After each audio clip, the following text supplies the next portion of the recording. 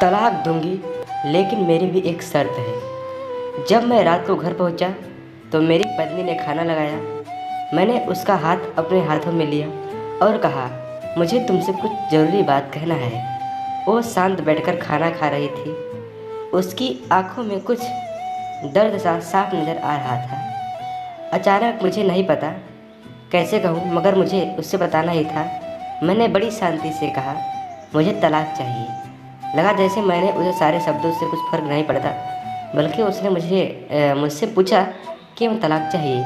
मैंने उसके सवाल को अनसुना किया तो उसे गुस्सा आ गया। उसने चम्मच उठाकर फेंक दिया और ज़ोर से चिल्लाई, तुम इंसान नहीं हो। उस रात हमने एक दूसरे से बात नहीं की। वो सो रही थी। मुझे पता था कि वो जानना चाहती थी कि आखिर ऐसा क्या हुआ जो हमारा रिश्ता टूटने की कगार पर आ गया। पर मेरे लिए उसके सवालों का जवाब दे पाना नामुमकिन था। मैं अब किसी और से, प्रिया का नाम था उसका, प्यार करने लगा हूँ। अब मुझे उसके प्यार नहीं रहा। मैंने उसे उसके बरसों के प्यार की सज़ा दी थी। भरे मन से मैंने तलाक के पेपर तैयार किए। उसने लिखा था कि वह पूरा कार, घर और कंपनी के 30% शेयर ले सकती है इस तलाक के बदले। लेकिन उसे उन पेपर्स को देखा और उनके टुकड़े टुकड़े कर दिए। वो औरत जिसे मेरे साथ जीवन के 10 साल बिताए थे, वो आज मेरे लिए एक अनजान हो चुकी थी। मुझे इन 10 सालों का जो उसने मेरे लिए बर्बाद किए, मगर मैं क्या करूं?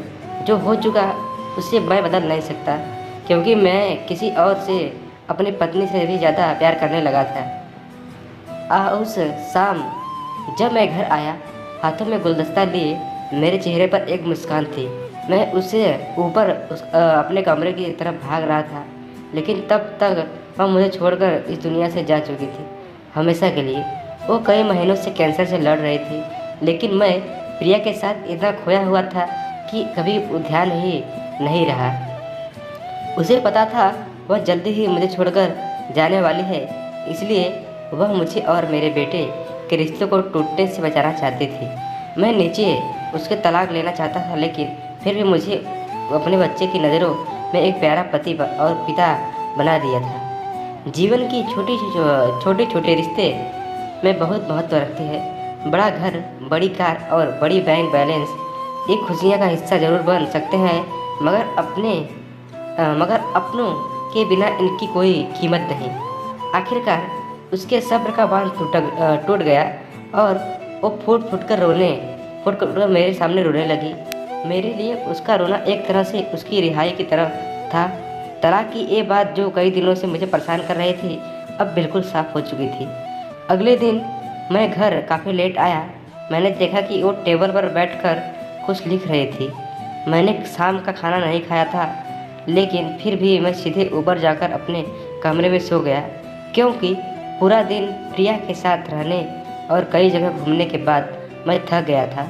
वो शायद रात को उसी टेबल पर लिखते लिखते सो गई। सुबह उसने तलाक देने की शर्तें बताई। वो मुझसे कुछ भी लेना नहीं चाहती थी। उसे सिर्फ तलाक से पहले 1 महीने का समय चाहिए था। उसने आग्रह किया कि इस महीने में हम दोनों वही पुराना जीवन जिए जितना संभव हो सके, क्योंकि आने वाले महीनों में हमारे बेटे की परीक्षा है। वह नहीं चाहते थे कि हमारे टूटे रिश्ते का प्रभाव उसकी पढ़ाई पर पड़े। मुझे भी यह ठीक लगा, मगर वो कुछ और ही। यह कहानी यहीं पर समाप्त हुई। अगर आपको पार्ट 2 चाहिए तो कमेंट में पार्ट 2 लिखकर ज़रूर बताएं। वीडियो देखने के लिए आपका तहे दिल से धन्यवाद। इस कहानी को ज़्यादा से ज़्यादा शेयर करें। धन्यवाद।